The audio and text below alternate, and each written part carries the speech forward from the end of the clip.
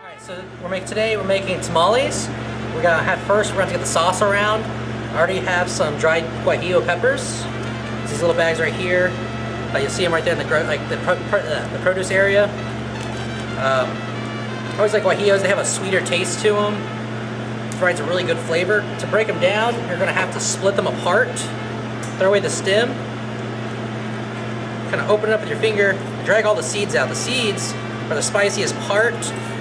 They don't cook very well. They provide a crunch into your sauce. Now, a couple is not going to hurt, especially after we blend it, but you want to get about 99% of those seeds out. Now, to actually work with them, you're going to need to rehydrate them. So we'll put them in here, this water. You can see I already have some other ones. Once you start rehydrating them, it's going to start rejuvenating the color. So that's where our red sauce, or a red part of our sauce, is be coming out at right there. So those need about 30 minutes to actually rehydrate properly. So we'll leave those alone. Next, we need to get the rest of our sauce made. So I have here some cherry tomatoes. Now you don't need this much. I have some other projects going on where I need this, so I'm kind of double dutying it. So you'll need a little bit of tomato, a little bit of onion, and some garlic.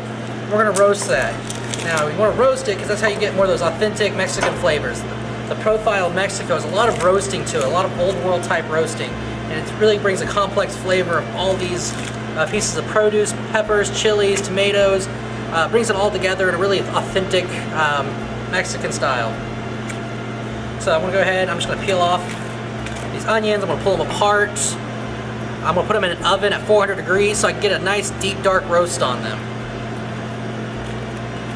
Now you can make this into, you can do this for your pico, you can do this for salsa verde, any type of sauce you want. You roast your vegetables, it gives you a more authentic flavor to it. So I'm gonna put some onions in there, take away these gross parts. That's bad, just throw that away.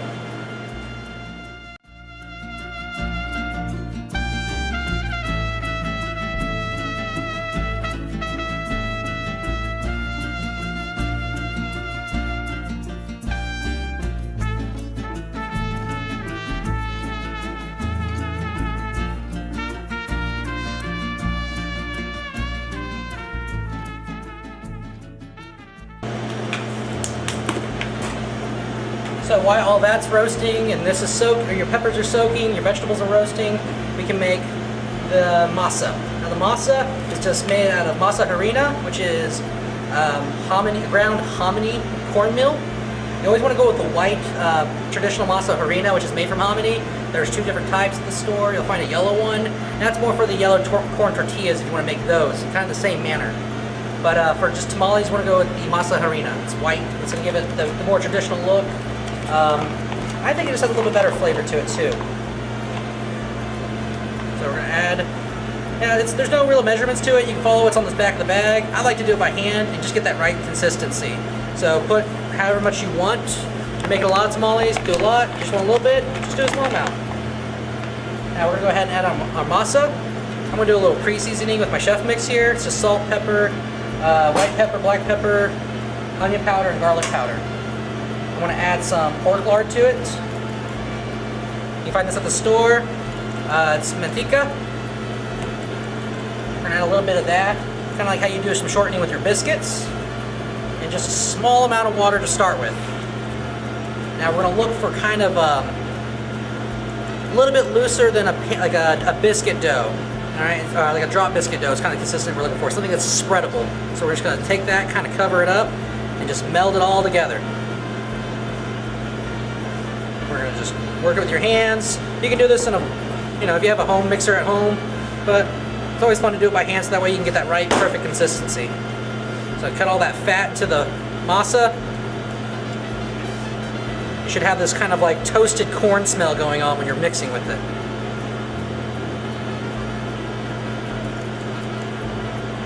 So, get the consistency, we need some more water. Just kind of mix it around. If it looks like too much, don't worry, the masa is really dry.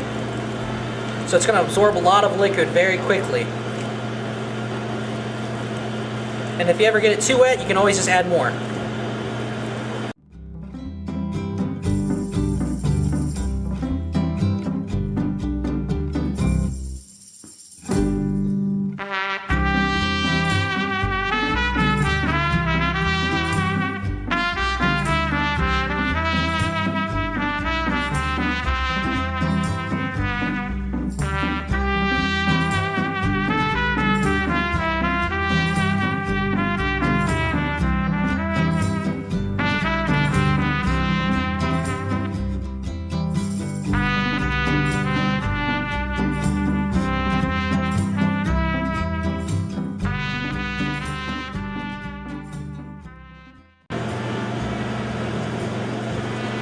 season just a little bit more. You want to season all parts of it. You don't want to just have bland masa either, because that's just eating like a piece of unsalted flour mix. And that's going to be no good. So, we got that nice spreadable texture. That's what you're looking for. Take it out, it's going to smooth, just kind of like plaster would. So, that's how we make our masa.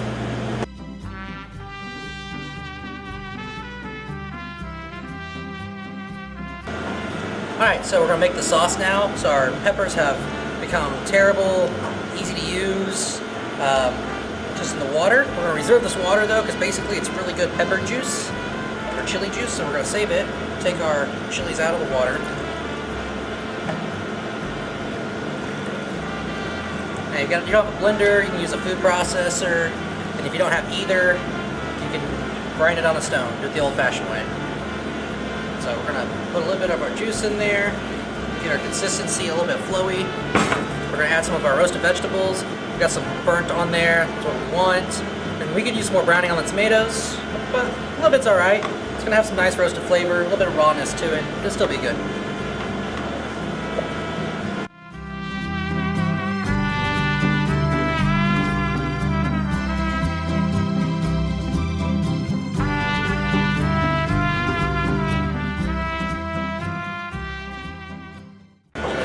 Puree that.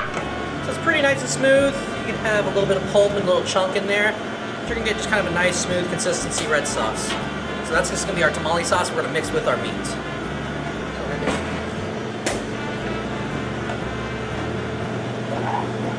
So here I have just some cold pulled pork, seasoned it with chili powder, cumin, salt, pepper, garlic powder, onion powder. Rub that on the outside, cook that for about 12 hours. In a 200 degree oven. So we're going to go ahead, we're going to mix most of that together.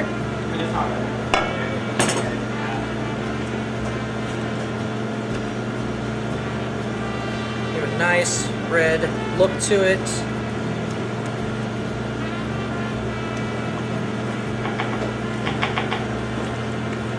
A little bit more. You always want to have plenty of sauce. You make it nice, tender and juicy when you have your tamale. There we go. You can squeeze it, you can kind of see the sauce coming out of it. That's what you want right there. So it is unseasoned, so we're going to change that up. You always want to make sure you season your food as you go and taste as you go. So we're seasoning it. Mix it up. Get it all nice seasoned.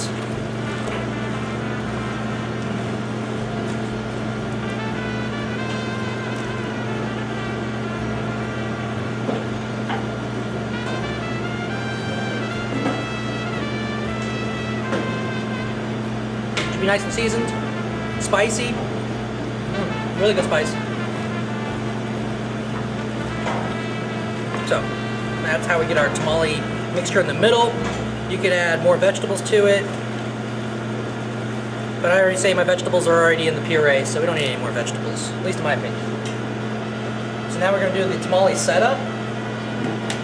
So I have corn husks down here that have been soaking in plenty of water. You want to rehydrate these and also use that water to clean them off. They might have dirt, dead caterpillars, hair from the corn itself. So I just want to make sure you get all that off in your water. So this is, you can find these at the same store. It's from the same company that we got our guajillos from. So we're going to take our corn on the cob. And it tears, it's okay. We can still work with that. We're going to take our masa. I'm using a bowl scraper right now. You can use a putty knife. You can use just any flat object, rubber spatula. I just like using this because I get a nice, even, wide spread.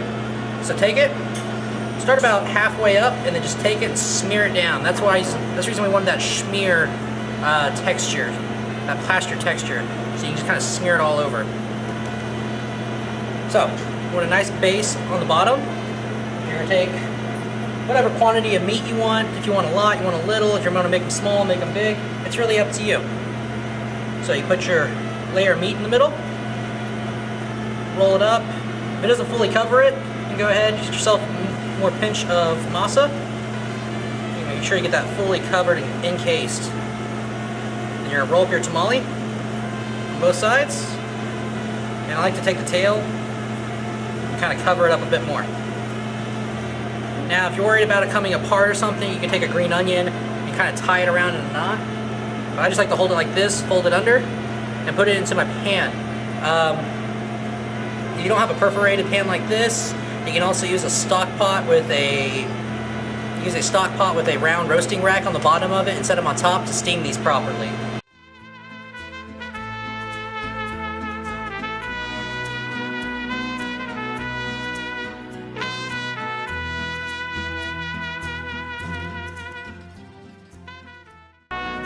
So I fill this whole thing up, steam them, and tamales are done. Thank you.